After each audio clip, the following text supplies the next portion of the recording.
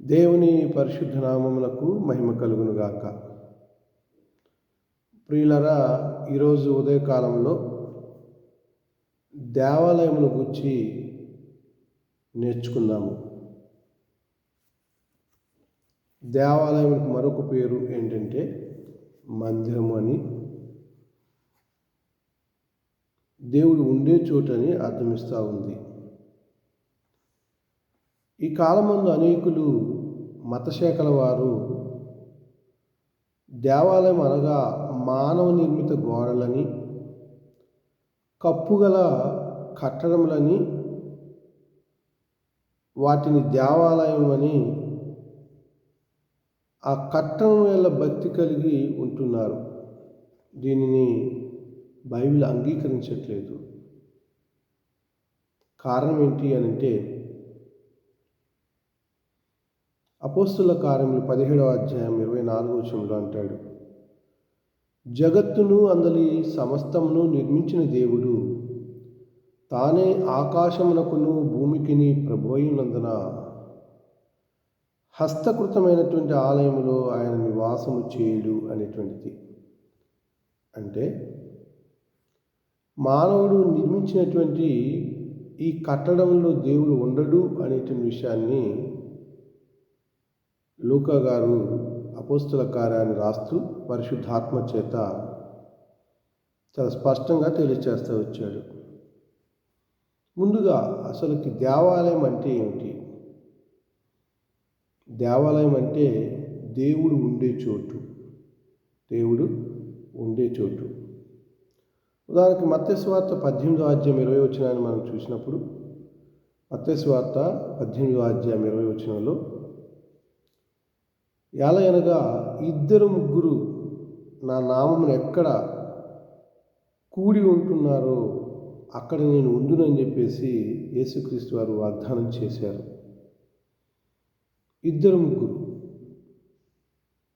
అంటే 2-3 సంఘంగా కూడుకొని ఎక్కడైతే తండ్రిని ఆరాధిస్తూ ఉంటారో వారి మధ్యలో ఉంటానని చెప్పేసి యేసుక్రీస్తు వారు వాగ్దానం చేశాడు. అలానే వాస్తవంగా దేవాలయం అంటే ఎవరు? కొరింథీయులకు రాస్తూ మొదటి పత్రిక 3వ అధ్యాయం 16వ వచనం అంటారు. కొరింథీయుల మొదటి పత్రిక 3వ అధ్యాయం 16వ వచనంలో మీరు దేవుని ఆలయము అనేటువంటి విషయాన్ని గుర్తు చేస్తూ ఉంటాడు. మీరు దేవుని ఆలయము. అక్కడ 16వ వచనం ఏమంటే, మీరు దేవుని ఆలయమై ఉన్నారనియు దేవుని ఆత్మ మీలో నివసించుచున్నాడని మీరు ఎరగరా అని చెప్పేసి అంటూ ఉంటాడు. మీరు ఎరగరా. ఇంకా 17వ వచనం ఏమంటాడు అంటే, మీరే ఆ ఆలయము అనేటువంటి విషయాన్ని గుర్తు చేస్తూ ఉంటాడు. ఈ ఎవడైనను దేవుని ఆలయమును పాడు చేసిన యెడల దేవుడు వాడిని పాడు చేయును. దేవుని ఆలయము పరిశుద్ధమై ఉన్నది, మీరు ఆ ఆలయమై ఉన్నారు. మీరు ఆ ఆలయమై ఉన్నారు. మీరు అంటే క్రైస్తవుల గురించి చెప్తూ ఉన్నాడు. పిల్లల, మనమే ఆయన ఆలయము, నీ దేహమే దేవాలయం అనేటువంటి విషయాన్ని మనం మర్చిపోకూడదు. కొరింథీయుల మొదటి పత్రిక 6వ అధ్యాయము 19వ వచన భాగాన్ని మనం చూసినప్పుడు, కొరింథీయుల మొదటి పత్రిక 6వ అధ్యాయం 19వ వచనంలో, మీ దేహము దేవుని వలన మీకు అనుగ్రహించబడి మీలోనున్న పరిశుద్ధాత్మకు ఆలయమై ఉన్నదని మీరు ఎరగరా అంటున్నాడు. ఇక్కడ మీ దేహము దేవుని వలన అనుగ్రహించబడి అని అంటున్నాడు. వాస్తవా కాదా? మన దేహం ఎవరిచ్చారు? నేలమట్టితో నరుని నిర్మించి వారి నాసికారంధ్రములో జీవవాయువు ఊదినప్పుడు మనుషుడు జీవాత్మ ఆయనని చెప్పబడతా ఉంది. ఆదికాండము 2వ అధ్యాయం 7వ వచన భాగంలో. అందుకని అంటున్నాడు ఇక్కడ, మీ దేహము దేవుని వలన మీకు అనుగ్రహించబడి ఉన్నది. అంత మాత్రమే కాదు, మీలోనున్న పరిశుద్ధాత్మకు ఆలయమై ఉన్నదని మీరు ఎరగరా. మీరు మీ సొత్తు కారు. ఎందుకు మనం మన సొత్తు కాము అంటే, మనము విలువ పెట్టి కొనబడిన వారము. ఏంటి ఆ విలువ? క్రీస్తు ప్రభు యొక్క రక్తము చేత కొనబడినటువంటి వారము, ఆయన రక్తములో కడగబడినటువంటి వారము. అందుకోసం ఇక్కడ పౌలు గారు అంటున్నాడు, మీరు విలువ పెట్టి కొనబడిన వారు కనుక మీ దేహముతో దేవుని మహిమపరచుడి. దేంతో మహిమపరచాలంట? మీ దేహముతో దేవుని మహిమపరచుడి అని చెప్పేసి అంటూ ఉన్నాడు. ఎఫెసీయులకు రాస్తూ అపోస్తలుడైనటువంటి పౌలు గారు ఎఫెసీయులకు రాస్తూ 2వ అధ్యాయము 22వ వచనం వైపు మనం బైబిల్ చెప్పుకుందాము. ఎఫెసీయులకు రాసిన పత్రిక 2వ అధ్యాయము 22వ వచన భాగంలో, ఆయనలో మీరు కూడా ఆత్మ మూలముగా దేవునికి నివాస స్థలమై ఉండుటకు కట్టబడుచున్నారు అంటున్నాడు. ఆయనలో మీరు కూడా ఆత్మ మూలంగా, పరిశుద్ధాత్మ మూలంగా దేవునికి నివాస స్థలమై ఉండుటకు కట్టబడుతున్నారు. ఆయన అంటే యేసుక్రీస్తు వారిలో. ఇక్కడ మీరు అంటే క్రైస్తవులు అనేటువంటి విషయాన్ని మనం ఎన్నడూ మర్చిపోకూడదు.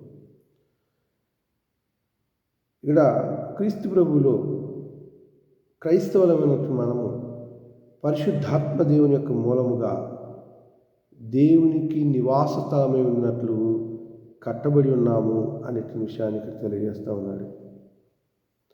ఇక్కడ ఒక్కసారి మీకు జ్ఞాపకం చేస్తాను, మీరంటే ఎవరు? మీరు అంటే పరిశుద్ధులు అనే విషయాన్ని గమనించాలి. ఎఫెసీయులకు రాసిన పత్రిక 1వ అధ్యాయము 1వ వచన భాగంలో, ఎఫెసీయులకు రాసిన పత్రిక 1వ అధ్యాయం 1వ వచనంలో, దేవుని చిత్తం వలన క్రీస్తు యేసు అపోస్తులైన పౌలు ఎఫెసులో ఉన్న పరిశుద్ధులను క్రీస్తు యేసునందు విశ్వాసులై ఉన్న వారికి శుభమని చెప్పు ఆయనకి. ఇక్కడ ఎఫెసులో ఉన్నటువంటి వారెవరు అని అంటే పరిశుద్ధులు అనేటువంటి విషయాన్ని జ్ఞాపకం చేస్తున్నారు. పరిశుద్ధులు. ఇక్కడ మీరు అంటే పరిశుద్ధులు. ఆ పరిశుద్ధులు ఎవరు? అపోస్తుల కార్యములు 11వ అధ్యాయం 26వ వచనంలో మనం చూస్తాము. అపోస్తుల కార్యములు 11వ అధ్యాయం 26వ వచనంలో అక్కడ చాలా స్పష్టంగా తెలియచేస్తూ ఉంటాడు ఎవరు అనేటువంటిది. వారు కలిసి 1 సంవత్సరం అంతయు సంఘములో ఉండి బహుజనులకు వాక్యములు బోధించిరి. మొట్టమొదట అంతియొకయలో శిష్యులు క్రైస్తవులు అనబడిరి. ఇక్కడ మీరు అంటే పరిశుద్ధులని, పరిశుద్ధులనే క్రైస్తవులని, వీటినే ఇంకేమంటాడు అంటే యాజకులు అని అంటాడు. యాజకులు అంటాడు. చూద్దాము, పేతురు రాసినటువంటి మొదటి పత్రికలోకి మనం బైబిల్ చెప్తున్నాము. పేతురు రాసిన మొదటి పత్రిక 2వ అధ్యాయము 9వ వచన భాగంలో ఏమంటాడు అక్కడ? అయితే మీరు చీకటిలో నుండి ఆశ్చర్యకరమైన తన వెలుగులోనికి మిమ్మును పిలిచిన వాని గుణాతిశయములను ప్రచురము చేయు నిమిత్తము.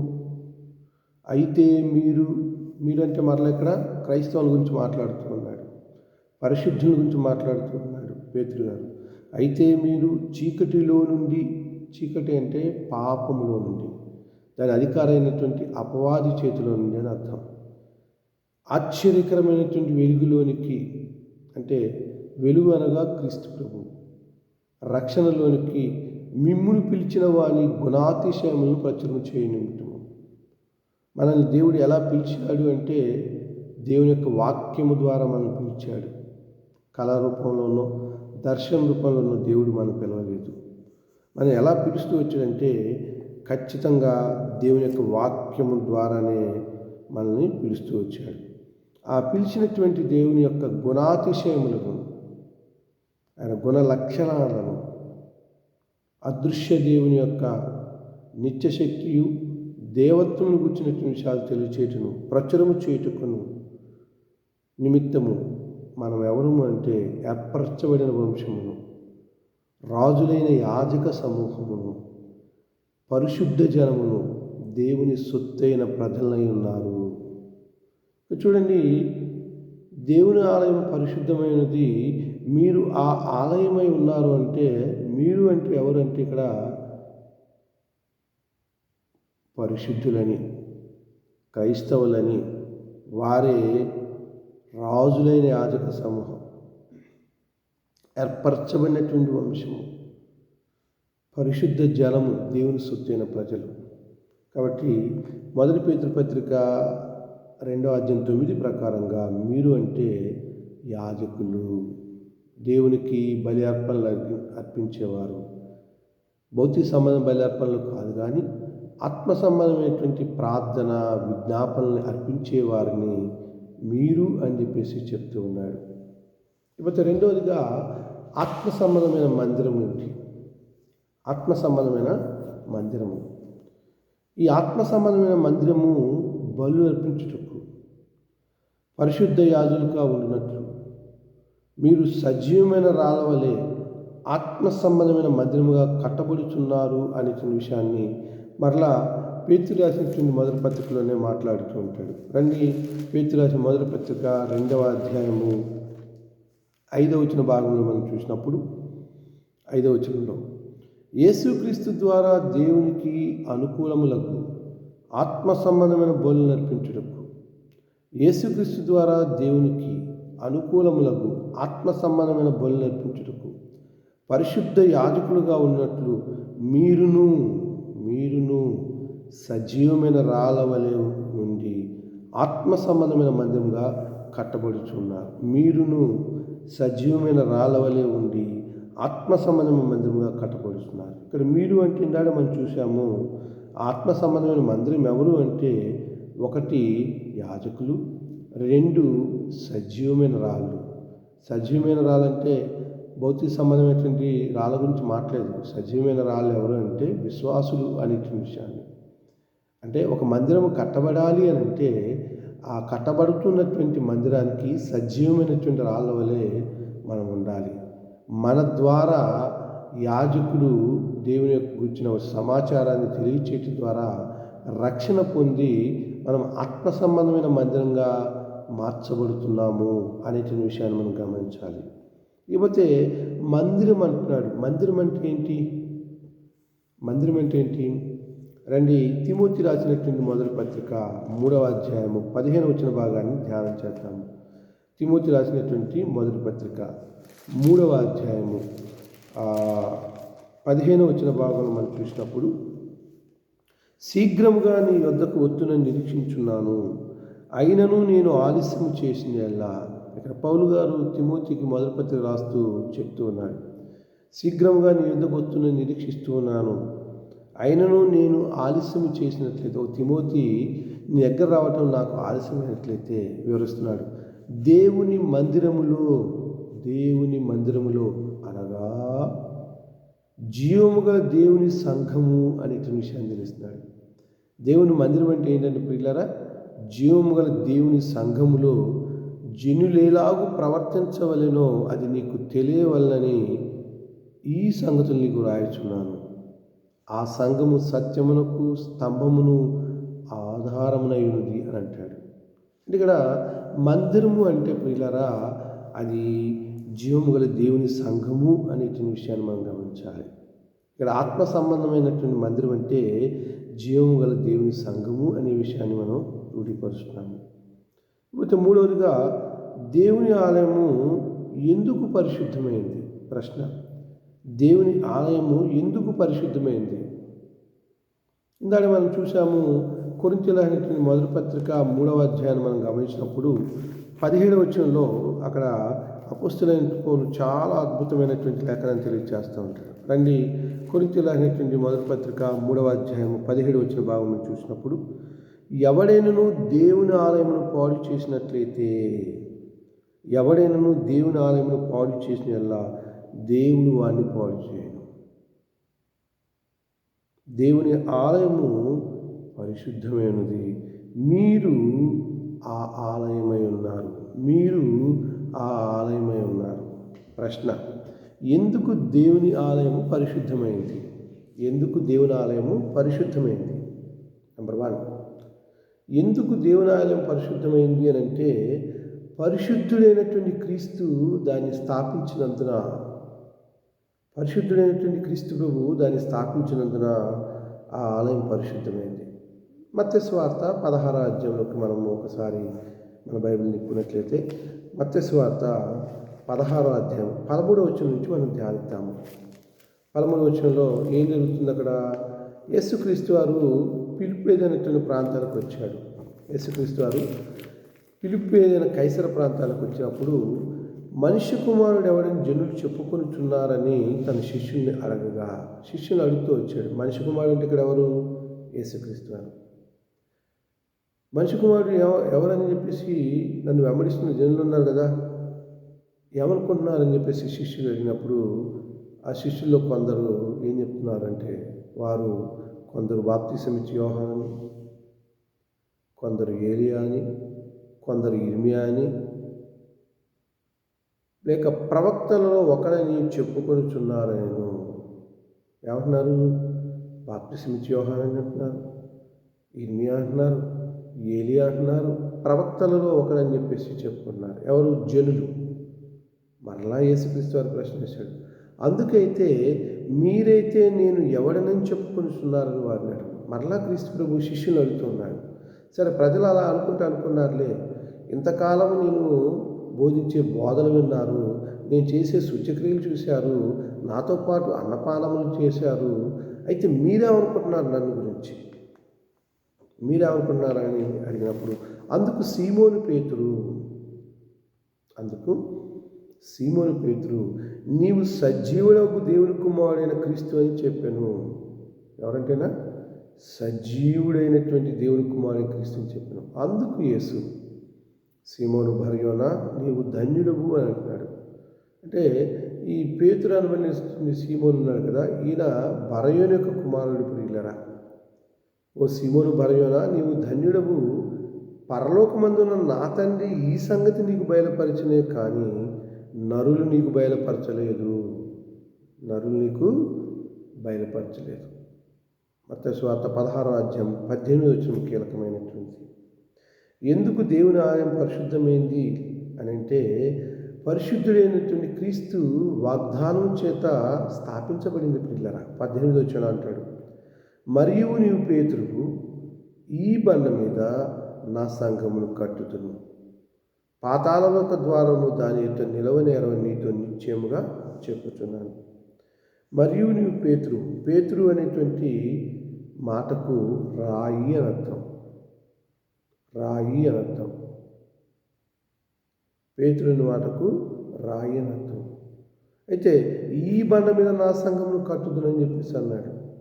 పేతురు అంటే రాయి, చంచలత్వం కలిగింది, కానీ బండ కదల్చబడదు. పిల్లరా, ఈ బండ మీద నా సంఘమును కట్టుదునని చెప్పేసి యేసుక్రీస్తు వారు స్వయంగా చెప్తూ ఉన్నారు. ఇక్కడ పోతే ఆ బండ ఎవరు అనేటువంటి విషయాన్ని కూడా మనం ఆలోచన చేద్దామా? రండి, కొరింథీయుల అనేటువంటి మొదటి పత్రిక 10వ అధ్యాయంలోకి మనం వెళ్దాము. కొరింథీయుల అనేటువంటి మొదటి పత్రిక 10వ అధ్యాయంలోకి మనం వెళ్ళినప్పుడు 10వ అధ్యాయము 1 నుంచి మనం గమనిద్దాము. సహోదరులారా, ఈ సంగతి మీకు తెలియకుండా నాకు ఇష్టం లేదు. అదేదనగా, మన పితరులందరూ మేఘముల కింద నుండి వారందరూ సముద్రంలో నచ్చిపోయేది, అందరూ మోషేని బట్టి మేఘములోను సముద్రములోను బాప్తిసం పొందిరి, అందరూ ఆత్మ సంబంధమైన ఒకే ఆహారం భుజించిరి, అందరూ ఆత్మ సంబంధమైన ఒకే పానీయమును పానము చేసిరి, ఎలయనగా తమను వెంబడించిన ఆత్మ సంబంధమైన బండలోని తాగిరి. ఎలయనగా తమను వెంబడించినటువంటి ఆత్మ సంబంధమైన బండలోని తాగిరి. ఆ బండ క్రీస్తే. ఆ బండ ఎవరంటే ప్రియులారా? క్రీస్తు అనేటువంటి. ఇక్కడ పేతురు అనే మాటకు చిన్న రాయి అనేటువంటి మాట ఉపయోగపడింది. బండ ఎవరంటే యేసుక్రీస్తు వారు. క్రీస్తుడు వాగ్దానం చేస్తున్నాడు పేతురుతో, మరియు నీవు పేతురువు, ఈ బండ మీద నా సంఘమును కట్టుదును అని చెప్పేసి అన్నాడు. అక్కడ ఇంకేమంటాడు? పాతాళలోక ద్వారములు దాని యొక్క నిలవనేరవని నీతో నిత్యముగా చెప్పుచున్నాను. క్రీస్తు ప్రభు కట్టబోతున్నటువంటి ఆ సంఘం ఎదుటంట పాతాళలోక ద్వారములు నిలవనేరవంట. 19వ వచనం అంటాడు, పరలోక రాజ్యం యొక్క తాళపు చెవులు నీకు ఇచ్చేదను, నీవు భూలోకమందు దేని బంధింతువు అది పరలోకమందు బంధించబడును, నీవు భూలోకమందు దేన్ని విప్పుదువు అది పరలోకమందును విప్పబడినని అతనితో చెప్పాను. ఏంటి ఆయన విప్పేది అంటే, భూలోకమందు దేవుని వాక్యాన్ని విప్పుడు ద్వారా అనేకులు ఆ సంఘంలోనికి చేర్చబడతారని అర్థం. ఇక్కడ అంటున్నాడు, పరలోక రాజ్యం యొక్క తాళపు చెవులు నీకు ఇస్తాను. తాళపు చెవి అనేటువంటిది దేవుని వాక్యం పిల్లల పేతుతో చెప్తున్నాడు. భూలోకమందు దేన్ని బంధితో అది పరలోకమందు బంధించబడుతుంది, భూలోకమందు దేన్ని విప్పుదు అది పరలోకమందు విప్పబడుతుంది. అవును, భూమి మీద ఉన్నప్పుడు పేతురు దేవుని వాక్యం అనేటువంటి తాళపు చెవుల్ని పెంతెకోస్తు పండుగ దినాన ఆ యూదుల మధ్య ప్రకటించడం ద్వారా ఒక్క దినమందే 3,000 మంది క్రీస్తు ప్రభు యొక్క సంఘంలో చేర్చబడిన విధానం మనం చూస్తూ ఉంటాము. సరే, కాబట్టి దేవుని ఆలయం ఎందుకు పరిశుద్ధమైంది అని అంటే, మొట్టమొదటిగా పరిశుద్ధుడైనటువంటి యేసుక్రీస్తు వారు దాన్ని స్థాపించినందున. రెండవదిగా ఆ పరిశుద్ధుడైనటువంటి యేసుక్రీస్తు వారు తన ప్రశస్తమైనటువంటి విలువైనటువంటి రక్తమును అట్టి ఆలయం కొరకు ఇచ్చినందున. చూద్దాము, అపోస్తుల కార్యములు 20వ అధ్యాయం 28వ వచన భాగంలో రండి. అపోస్తులైనటువంటి పౌలు అపోస్తుల కార్యములు 20వ అధ్యాయం 28వ వచన భాగంలో ఇక్కడ పౌలు గారు తెలియచేస్తున్నటువంటి ఒక అద్భుతమైన విషయము. ఆయన స్వార్థ ప్రయాణాలు చేసేటువంటి క్రమంలో మమ్మల్ని అందరినీ కూడా దేవుని యొక్క కృపాస్వార్థను గురించి సాక్ష్యం ఇచ్చుతూ ఉన్నటువంటి సందర్భంలో చెప్పిన మాట 28వ వచనంలో జాగ్రత్తగా ధ్యానిద్దాం ప్రియులారా. దేవుడు అనేటువంటి మాట పైన అంకె 4 ఉంది. దాని పుట్టినోట్లు ఏమనంటే ప్రభువు. దేవుడు తన స్వరక్తం ఇచ్చి సంపాదించిన తన సంఘమును. ఇక్కడ ప్రభువు తన సొంత రక్తం ఇచ్చి తన సంఘం అంటున్నాడు. కాయుటకు పరిశుద్ధాత్మ మిమ్మల్ని దేని అందు అధ్యక్షుడిగా నియమించినో ఆ యావత్ మందను గుర్చి మీ మట్టుకు మిమ్మల్ని గుర్చి జాగ్రత్తగా ఉండాలి అని అంటున్నాడు. ఇక్కడ మనం గమనించినట్లయితే ఎందుకు దేవుని ఆలయం పరిశుద్ధమైందంటే, క్రీస్తు ప్రభువు దాని కొరకు రక్తం ఇచ్చాడు. ఇక్కడ మనం చూసినప్పుడు ప్రభువు తన తన సొంత రక్తం ఇచ్చి సంపాదించిన తన సంఘము అంటున్నాడు. ఇక్కడ గమనించినట్లయితే పిల్లరా, యేసుక్రీస్తు వారు తాను కట్టబోయేటువంటి దేవాలయం లేదా సంఘమును గురించి చెప్పబడినటువంటి లేఖనము. ఇక్కడ దేవుడు అంటే తండ్రైన దేవుడే, యేసుక్రీస్తు వారి దేవుడే, పరిశుద్ధాత్మ దేవుడే. తండ్రైన దేవుడు కానీ పరిశుద్ధాత్మ దేవుడు కానీ ఇరువురు కూడా ఆత్మస్వరూపులు. యేసుక్రీస్తు వారు మాత్రమే ఈ భూమి మీదకి శరీరధారిగా వచ్చి మనవలే ఆయన జీవించాడు. కాబట్టి ఆయనకి రక్తమాంసాలు ఉన్నాయి పిల్లరా. అందుకని దేవుడు అనే పదం దగ్గర పుట్టినోట్లు ఏం పెట్టాడు, 4 అంకెసి కింద ప్రాచీన ప్రతుల్లో ప్రభు అని పాశ్చాంతరం అంటాడు. అంటే దేవుడు అంటే ప్రభువు తన స్వరక్తం ఇచ్చి తన సొంత రక్తం ఇచ్చి సంపాదించిన తన సంఘమును అంటున్నాడు. అంటే యేసుక్రీస్తు వారు మత్తయి సువార్త 16వ అధ్యాయం 18 ప్రకారంగా అక్కడ పేతురుతోటి, మరియు నువ్వు పేతురువు ఈ బండ మీద నా సంఘమును కట్టుదని వాగ్దానం చేశాడు. ఆ కట్టబోయేటువంటి సంఘం కొరకు యేసుక్రీస్తు వారు తన ప్రాణాన్ని ఇచ్చాడు ప్రియులారా. అంటే రక్తం కాచాడు అనేటువంటిది. ఇప్పుడు ఇందాడే మనం చూసాము, ఎందుకు దేవుని ఆలయము లేదా దేవుని సంఘము పరిశుద్ధమైందంటే పరిశుద్ధుల చేత నిర్మించబడింది. మరలా పేతురు రాసినటువంటి మొదటి పత్రిక 2వ అధ్యాయం 5వ వచనం దగ్గర రండి. పేతురు రాసినటువంటి మొదటి పత్రిక 2వ అధ్యాయం 5వ వచన భాగంలో మనం చూసినప్పుడు 2వ అధ్యాయం 5వ వచనంలో, యేసుక్రీస్తు ద్వారా దేవునికి అనుకూలములకు ఆత్మ సంబంధమైనటువంటి బలులు అర్పించుటకు. యేసుక్రీస్తు వారి ద్వారా దేవుని కంటే తండ్రికైనా అర్థం. అనుకూలములకు ఆత్మ సంబంధమైన బలులు అర్పించుటకు, పరిశుద్ధ యాజకులుగా ఉండుటకు మీరును సజీవమైన రాళ్ళ వలె ఉండి ఆత్మ సంబంధమైన మందిరంగా కట్టబడుచున్నారు అంటాడు. అంటే మీరు అంటే ఇందాక మీకు గుర్తు చేశాను, పరిశుద్ధులు అనేటువంటి మాట. అంటే పరిశుద్ధుల చేత ఈ దేవుని ఆలయం అనే సంఘము నిర్మించబడినందున అది పరిశుద్ధమైంది ప్రియులారా. అంత మాత్రమే కాదు, ప్రభు యొక్క నామము పెట్టబడినటువంటి. నాలుగవదిగా అక్కడ ఏం గమనిస్తామంటే దేవుని ఆలయం ఎందుకు పరిశుద్ధమైంది అంటే అది ఆయన నామాన్ని, అంటే యేసుక్రీస్తు యొక్క నామాన్ని పెట్టబడినటువంటిది. ఎక్కడ చూస్తాం మనము? రండి, అపోస్తుల కార్యగ్రంథము 16వ అధ్యాయము 16వ వచ్చిన భాగంలో వచ్చినప్పుడు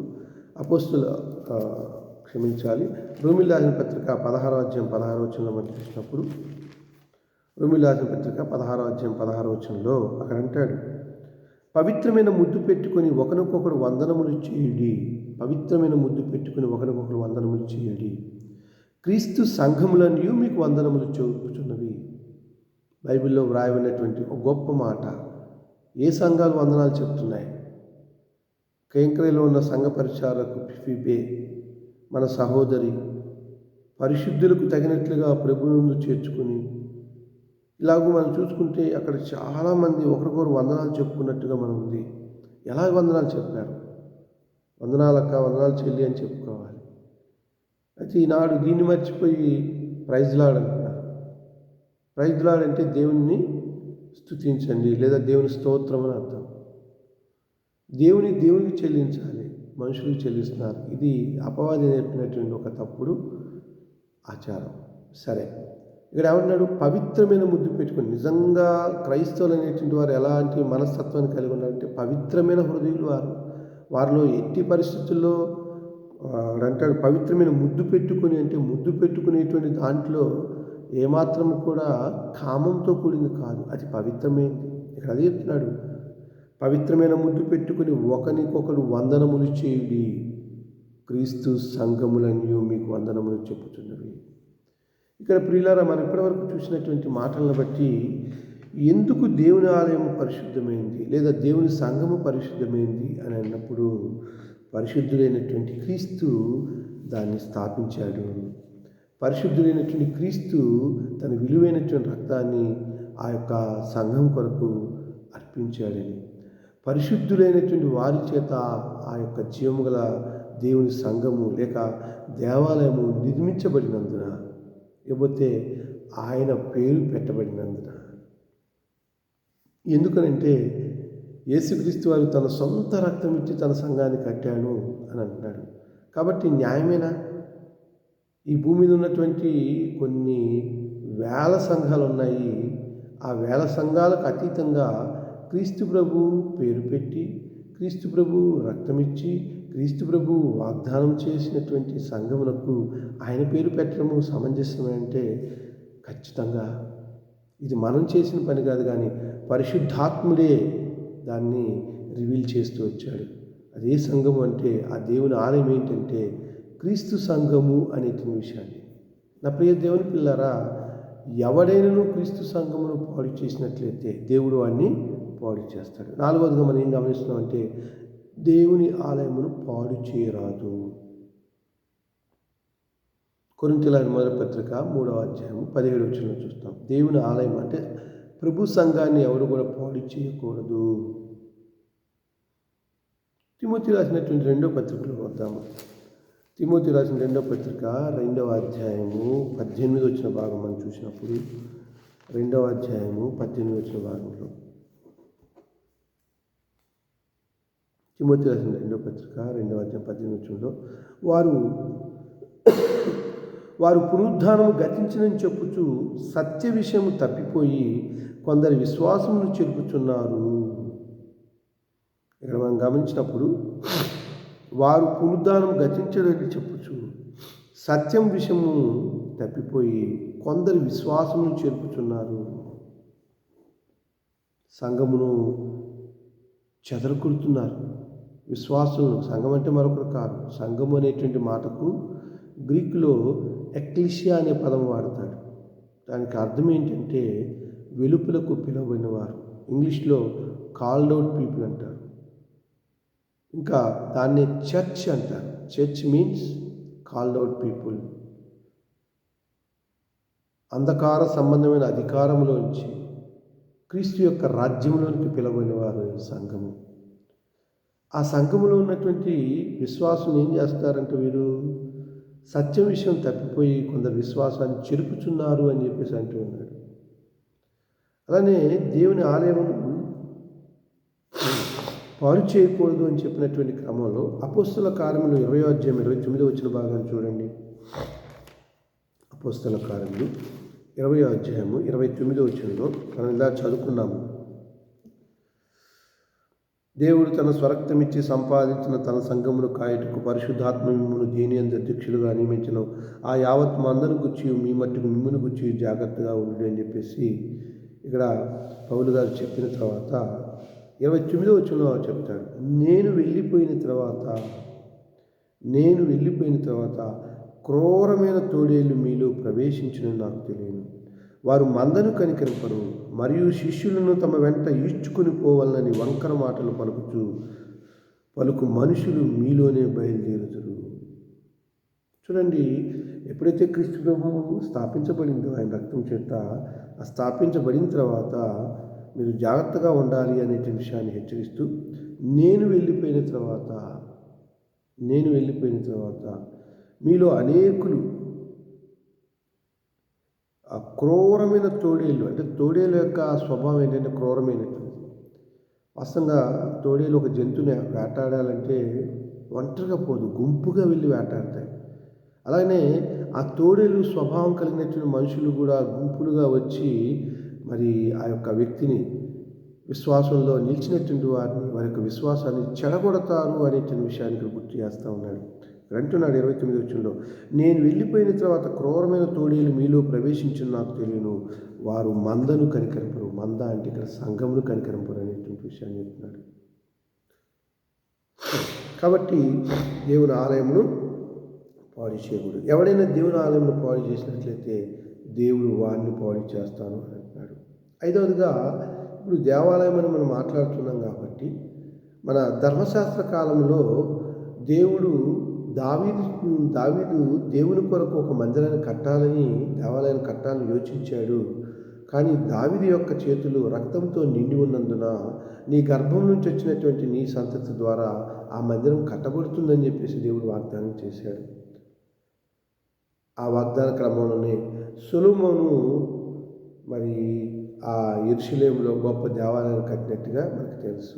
యెరూషలేము దేవాలయం గురించి మనం ఆలోచన చేసినప్పుడు ధర్మశాస్త్ర కాలంలో గొప్ప ప్లాన్ వేసి సొలొమోను మహారాజు చేత యెరూషలేములో గొప్ప దేవాలయము నిర్మించబడి ప్రపంచంలో ఉన్న యూదులందరూ ఈ దేవాలయం గురించి ఆరాధించేస్తున్నారు.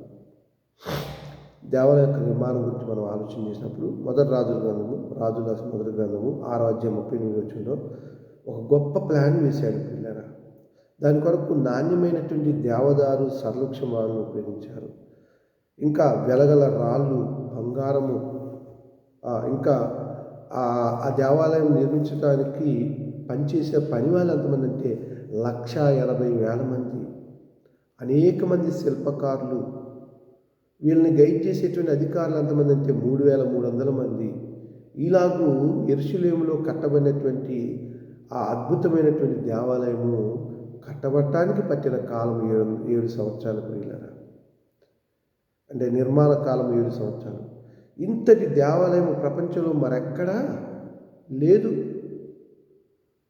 కానీ ఈ దేవాలయం గురించి యేసుక్రీస్తు వారు చెప్పినటువంటి ప్రవచనం ఏంటంటే మత్తయి సువార్త 24వ అధ్యాయం 2వ వచనం చూస్తాము. ఈ దేవాలయం గురించినటువంటి యేసుక్రీస్తు వారి ప్రవచనం మత్తయి సువార్త 24 అధ్యాయం 2వ వచనంలో, మీరు ఇవన్నీ చూస్తున్నారు కదా, రాతి మీద రాయి ఒకటైనను ఇక్కడ నిలిచి ఉండకుండా పడద్రోయబడినని మీతో నిశ్చయంగా చెప్తున్నాను. శిష్యులు యేసుక్రీస్తు వారు చూపిస్తూ, అయ్యా సొలొమోను కాలంలో ఈ మందిరం చాలా గొప్పగా కట్టబడింది అని చెప్పేసి క్రీస్తు ప్రభు చెప్తే ఆయనకు తెలియదా? సమస్యను సృష్టించింది ఆయన కాదా? ప్రభు అంటున్నాడు, మీరు ఇవన్నీ చూస్తున్నారు కదా, రాతి మీద రాయి ఒకటైనను ఇక్కడ నిలిచి ఉండకుండా పడద్రోయనని మీతో నిశ్చయంగా. అంటే భౌతిక సంబంధమైనటువంటి దేవాలయం అయితే అది కూల్చబడుతుంది. దాని నెరవేర్పు ఎక్కడ చూస్తామంటే ప్రవచనం యొక్క నెరవేర్పు యేసుక్రీస్తు వారు ఈ మాట చెప్పినటువంటి 37 సంవత్సరాలకి, అంటే సుమారు యేసుక్రీస్తు వారు 33వ సంవత్సరంలో చెప్పారు. ఆయన చెప్పిన 37 సంవత్సరాలకి ప్రవచనం అనేది నెరవేర్చబడింది. అంటే క్రీస్తు శకము 70వ సంవత్సరంలో యెరూషలేములో ఉన్నటువంటి దేవాలయాన్ని టైటస్ లేదా తీతు అనేటువంటి వాడు దండెత్తొచ్చి రాయి మీద రాయి కూడా ఒకటి లేకుండా సర్వనాశనము గావించబడింది పిల్లరా. మరి ఇప్పటివరకు యెరూషలేములో కట్టబడినటువంటి ఆ అద్భుతమైన మందిరం ఏమైపోయింది? లేదు. అది 3 సార్లు కట్టబడింది, మనకు తెలుసు అది. జెరుబ్బయలు ఏలుబడిలో రెండోసారి కట్టబడింది. మరలా క్రీస్తు ప్రభువు పుట్టడానికి యెరూషలేములో కట్టబడింది. ఇలా కట్టబడినటువంటి ఈ అద్భుతమైన దేవాలయము 70వ సంవత్సరంలో టైటస్ చేత సమూలంగా కూల్చబడింది. భౌతిక సంబంధమైన మందిరం అయితే కూల్చబడింది, కానీ ఆత్మ సంబంధమైన మందిరాన్ని ఎవరైనా కూల్చగలరా అంటే, ఆత్మ సంబంధమైన మందిరం అంటే మరొకటి కాదు ప్రియులరా, దేవుని సంఘము. దానికే రోమి రాసిన పత్రిక 16వ అధ్యాయం 16వ వచనంలో ఏమన్నాడు? క్రీస్తు సంఘము అన్నాడు. ఈ ఆత్మ సంబంధం మందిరమైనటువంటి క్రీస్తు సంఘము స్థిరంగా నిల్చుంటుంది. మనం కొన్ని లేఖనాలు పరిశీలిస్తే దానియేలు గ్రంథము 2వ అధ్యాయం 44వ వచనంలో, ఆ రాజుల కాలంలో పరలోకమందున్న దేవుడు ఒక రాజ్యము స్థాపించును, దానికి అన్నిటికీ నాశనం కలగదు, అది దాన్ని పొందిన వారికి తప్ప మరి ఎవరికి చెందదు. అది ముందు చెప్పిన రాజ్యములన్నింటినీ పగలకొట్టి అది మాత్రమే నిలుచును అని చెప్పి చెప్పబడింది. దానియేలు గ్రంథం 2వ అధ్యాయం 44వ వచనంలో ప్రవచించినటువంటి ఆ యొక్క దేవుని రాజ్యము సమూయేలు 2వ పుస్తకంలోకి వచ్చినప్పుడు, సమూయేలు గ్రంథము 2వ సమూయేలు అని చదవచ్చు, 7వ అధ్యాయము 12-13 వచనాల్లో చెప్తాడు ఆ రాజుల కాలంలో స్థాపించబడినటువంటి రాజ్యం గురించి. 12వ వచనంలో, నీ దినములు సంపూర్ణమైనప్పుడు నీవు నీ పితరులతో కూడా నిద్రించిన తర్వాత నీ గర్భములో నుండి వచ్చిన నీ సంతతిని హెచ్చించి రాజ్యమునంతను స్థిరపరచు అంటాడు. ఇక్కడ చూసారా, నీ దినములు, దావీదుతో చెప్పే మాట, ఓ దావీదు, నీ దినములు సంపూర్ణమైనప్పుడు నీవు నీ పితరులతో కూడా చనిపోయిన తర్వాత నీ గర్భములో నుంచి వచ్చినటువంటి నీ సంతతిని హెచ్చించి రాజ్యమును అతనికి స్థిరపరిచేది అంటాడు. అంటే దావీదు చనిపోయిన తర్వాత, దావీదు ఉన్నప్పుడు కాదు, దావీదు చనిపోయిన తర్వాత ఆయన గర్భం నుంచి వచ్చినటువంటి వారు, దావీదు సంతానంగా పిలువబడినటువంటి యేసుక్రీస్తు వారిని వచ్చినటువంటి ప్రవచనం ప్రియులారా, అతడు నా నామఘనత కొరకు మందిరము కట్టును. రాజ్యం ఏమని చెప్తున్నాడు ఇక్కడ? మందిరము అని చెప్తున్నాడు. మందిరము, అతని రాజ్య సింహాసనం నిత్యంగా స్థిరపరచను అని చెప్పేసి అంటున్నాడు. మరి ఈ యొక్క రాజ్యము దేవుని మందిరం అని అన్నాడు కదా, ఆ మందిరం ఏంటి అనే విషయాలు మనం చూసినప్పుడు ఇందాక మత్తయి సువార్త 16వ అధ్యాయంలో చూసాము, అది క్రీస్తు ప్రభు కట్టబోయేటువంటి సంఘము అని అంటాడు. దాని కొరకు అపోస్తల కార్యం 20వ అధ్యాయం 28వ వచనంలో తన సొంత రక్తం ఇచ్చి ఆ సంఘమును నిలబెట్టాడు, కట్టాడు అని చెప్పి చెప్తూ ఉంటాడు. ఆ మందిరం గురించి మనం చూసినప్పుడు తిమోతి రాసినటువంటి మొదటి పత్రిక 3వ అధ్యాయం 15-16 వచనాల్లో అంటాడు, శీఘ్రముగా నీ యొద్దకొచ్చునని నిరీక్షించున్నాను, ఆయనను నేను ఆలస్యం చేసిన యెల్లా దేవుని మందిరములో అనగా జీవముగల దేవుని సంఘములో. దేవుని మందిరం అంటే ఏంటంటే జీవముగల దేవుని సంఘము. ఆ జీవముగల దేవుని సంఘము, దేవుడు అంటే ఇక్కడ మళ్ళీ ప్రశ్న వస్తుంది. తండ్రి దేవుడు, కుమారుని యేసుక్రీస్తు వారి దేవుడు, పరిశుద్ధాత్మ దేవుడు. కానీ ఆ దేవుని సంఘం అంటే ఈ ముగ్గురు ఎవరు అనే విషయం మనం చూసినప్పుడు, ఎవరైతే ప్రాణం పెట్టారో, ఎవరైతే ఆ సంఘం కొరకు వాగ్దానం చేశారో, ఎవరైతే ఆ సంఘం కొరకు తన ప్రాణం పెట్టారో ఆయన పేరు పెట్టబడింది రోమీయులకు రాసిన పత్రిక 16వ అధ్యాయం 16వ వచనంలో క్రీస్తు సంఘం అనేది. ప్రియులారా, భౌతిక సంబంధమైనటువంటి దేవాలయము సమూలంగా కూల్చబడింది, కానీ ఆత్మ సంబంధమైన దేవాలయం చూసారా, దీన్ని ఎవడైనా కూల్చగలరంటే ఇది ఎవడి తరము కాదు. ఎందుకు అంటే ఇది యేసుక్రీస్తు వారి చేత కట్టబడినటువంటిది అనేటువంటి మాట చెప్తాడు. ఇంకా యెషయా గ్రంథం 2వ అధ్యాయం 2వ వచనం భాగాన్ని మనం చూసినప్పుడు, యెషయా గ్రంథం 2వ అధ్యాయం 2వ వచనంలో ఆ యొక్క క్రీస్తు ప్రభు యొక్క సంఘములకు జనులు ఎలా వస్తారో తెలియజేస్తున్నాడు. అంచె దినముల్లో పర్వతముల పైన యెహోవా మందిర పర్వత శిఖరాన్ని స్థిరపరచబడి కొండల కంటే ఎత్తుగా ఎత్తబడి ప్రవాహము వచ్చినట్లు సమస్త అన్యజనులు దానిలోనికి వచ్చేదరు. ఆ కాలమున సియోనులో నుండి ధర్మశాస్త్రము, యెరూషలేములో నుండి యెహోవాకు బయలువెళ్ళును. అంచె దినములు అంటే క్రీస్తు ప్రభు యొక్క మరి మరణకరమైన, ఆయన మరణించేటువంటి దినాల్ని అంచె దినాలు అన్నాడు. అప్పుడు యెహోవా మందిర పర్వత శిఖరము స్థిరపరచబడి కొండల కంటే ఎత్తుగా ఎత్తబడును అన్నాడు. ప్రవాహం వచ్చినట్లు అన్యజనులు దానిలో ప్రవేశిస్తారు. మీరు చూడండి, పెంతెకొస్తు పండగ దినాన్ని మనం చూసినప్పుడు ఎంతమంది అపోస్తులైనటువంటి ఆ 12 మందితో పాటు ఎంతమంది ప్రభు సంఘంలోకి వచ్చారు. ప్రవాహం వచ్చినట్లు అన్యజనులు దానిలోనికి వచ్చేది అని చెప్పేసి చెప్పబడినటువంటి మాట. మరొక లేఖనాన్ని మీకు గుర్తు చేస్తాను. జకర్యా గ్రంథం 6వ అధ్యాయము 12వ వచన భాగాన్ని మనం చూసినప్పుడు, జకర్యా గ్రంథం 6వ అధ్యాయం 12వ వచనంలో, అతనితో ఇట్లనము, సైన్యములకు అధిపతికి యెహోవా సెలవిచ్చుచున్నదేమనగా, చిగురు అని ఒకడు కలడు. చిగురు, ఈ చిగురు ఎవరంటే యేసుక్రీస్తు అని చెప్పబడినటువంటి ప్రవచనం. చిగురు అని ఒకడు కలడు, అతడు తన స్థలములో నుండి చిగురించును, అతడు యెహోవా ఆలయము కట్టును, అతడే యెహోవా ఆలయము కట్టును, అతడు ఘనత వహించుకొని సింహాసనాసీనుడే ఏలును, సింహాసనాసీనుడే అతడు యాజకత్వము చేయగా ఆ ఇద్దరికి సమాధానకరమైన యోచనలు కలుగును. ఇక్కడ మనం చూసినప్పుడు చిగురును ఒకడు కలడు. ఈ చిగురు ఎవరు అంటే యేసుక్రీస్తు అని గురించి చెప్పబడినటువంటి ప్రవచనం. అతడు తన స్థలములో నుండి చిగురించును అని చెప్పేసి అన్నాడు. ఆ చిగురైన యేసుక్రీస్తు వారు ఏం చేస్తారంట, అతడు యెహోవా ఆలయమును కట్టును, అతడే యెహోవా ఆలయమును కట్టును. అంటే యెహోవా ఆలయము లేదా మందిరము లేదా ఆయన సంఘము ఏంటి అంటే క్రీస్తు ప్రభు యొక్క సంఘం. యేసుక్రీస్తు వారు తన సొంత రక్తం ఇచ్చి సంపాదించినటువంటి సంఘం. కాబట్టి ప్రియులారా, ఇప్పటివరకు మనము దేవాలయం అంటే దేవుడు ఉండే చోటు అని చూసాము.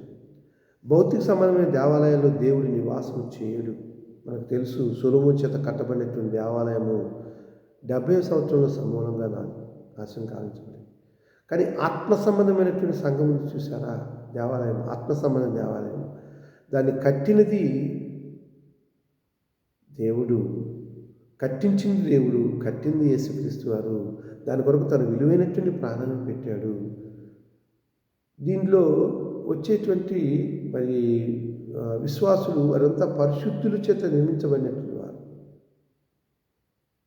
దాన్ని క్రీస్తు సంఘము అని చెప్పి చెప్తూ ఉన్నాడు. కాబట్టి ఎవడైనా ఈ క్రీస్తు సంఘాన్ని పాడు చేసినట్లే దేవుడు వారిని పాడు చేస్తాడు. ఈ విషయాలు మనం గుర్తెరిగి, యెరూషలేములో ప్రపంచంలో అద్భుతమైనటువంటి దేవాలయం కట్టబడింది. కానీ అది మొదటి శతాబ్దంలోనే సమూలంగా కూల్చబడింది. కానీ మొదటి శతాబ్దంలో మనం చూసినప్పుడు యేసుక్రీస్తు వారి చేత వాగ్దానం చేయబడి, యేసుక్రీస్తు వారి చేత రక్తం ఇచ్చి, యేసుక్రీస్తు వారి పేరు పెట్టబట్టినటువంటి సంఘమునకు నాశనం లేదు. దానియేలు గ్రంథం 2వ అధ్యాయము 44వ వచన భాగాన్ని మనం గమనించినప్పుడు, దానియేలు గ్రంథము చివరిగా ఈ లేఖనాన్ని చూసుకుందాము. 2వ అధ్యాయం 44వ వచనం అంటాడు, ఆ రాజుల కాలంలో పరలోకమందున్న దేవుడు ఒక రాజ్యము స్థాపించును. దేన్ని స్థాపిస్తాడంటే దేవుడు ఒక రాజ్యాన్ని స్థాపిస్తాడంట. దానికి అన్నిటికీ నాశనం కలదు. ఆ రాజ్యము దాన్ని పొందిన వారికి కాక మరి ఎవరికి చెందదు. అది ముందు చెప్పిన రాజ్యములన్నింటినీ పగలగొట్టి నిర్మూలన చేయను, కానీ అది యుగముల వరకు నిల్చును. దేని గురించి చెప్పబడినటువంటిది? ఆ రాజ్యమే జీవముగల దేవుని సంఘము. ఆ జీవముగల దేవుని సంఘమే మందిరముగా చెప్పబడింది. మందిరమే జీవముగల దేవుని సంఘం అన్నాడు. ఆ జీవముగల సంఘమే క్రీస్తు ప్రభు యొక్క సంఘం, క్రీస్తు సంఘము అనేటువంటిది. కాబట్టి ఈ క్రీస్తు సంఘము అనేటువంటి దానికి నాశనం లేదు. అది దాన్ని పొందిన వారికి తప్ప మరి ఎవరికి చెందదు అనే విషయాన్ని మనం జ్ఞాపకం చేసుకుంటూ, ఇప్పుడు దేవుడు నివాసయోగ్యంగా ఉండేటువంటి దేవాలయం ఏంటంటే నీ హృదయంలో ఆయన ఉండాలని కోరుతూ ఉన్నాడు. కనుక మనమందరము కూడా సహవాసంగా క్రీస్తు ప్రభు యొక్క సంఘంలో కూడుకొని ఆత్మ సంబంధమైనటువంటి ఆశీర్వాదాలు పొందుకోవాలని మిమ్మల్ని అందరినీ కూడా హెచ్చరిస్తూ, నన్ను హెచ్చరించుకుంటూ ఈ మాటలు ముగిస్తూ ఉన్నాను. మీ అందరికీ నా వందనాలు.